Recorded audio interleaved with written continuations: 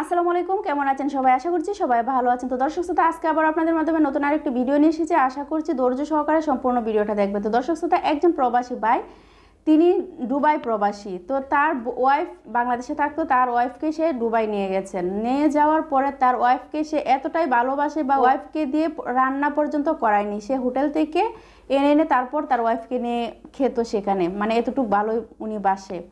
তো এত ভালোবাসা দেওয়ার পরও তিনি ওনার ওয়াইফ অন্য ছেলের সাথে পরকীয়া করে চলে গেছে। তো দর্শক শ্রোতা, আমি বেশি কথা বলবো না, আপনাদেরকে নিয়ে যাব সেই বাইটির কাছে, যে বাইটির সাথে ঘটে গেছে এই ঘটনাটা। উনার মুখ থেকে আপনারা শুনে আসবেন যে উনি কি বলতেছে। উনার বউকে এত কেয়ার করার পরে, এত ভালোবাসার পরে উনাকে ছেড়ে অন্য একটা ছেলের সাথে ওনার টাকা পয়সা যা কিছু আসছিল সব কিছু নিয়ে পালিয়ে গেছে। তো দর্শক শ্রোতা, আমি বেশি কথা বলবো না, তো চলুন আমরা ভিডিওতে চলে যেত। ভিডিওতে যাবার আগে আপনাদের কাছে যে কথাটি না বললেই নয়, যারা কোনা ওয়ালি নন চ্যানেলে নতুন এসেছেন অবশ্যই চ্যানেলটা সাবস্ক্রাইব করবেন, আর অলরেডি যারা করেছেন তাদেরকে অসংখ্য অসংখ্য ধন্যবাদ। তো চলুন ভিডিওটা দেখে আসি। আমি সবাইকে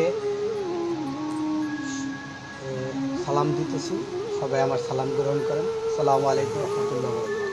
আমি অনেক বিপদগ্রস্ত ভাই, আপনারা সবাই শোনেন, বোন ভাই মা বাবা সবাই শোনেন। আমি খুব বিপদগ্রস্ত।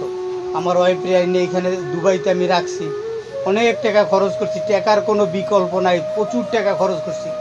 এখানে আইনে এত খরচ, এই দেখেন আমার ওয়াইফ,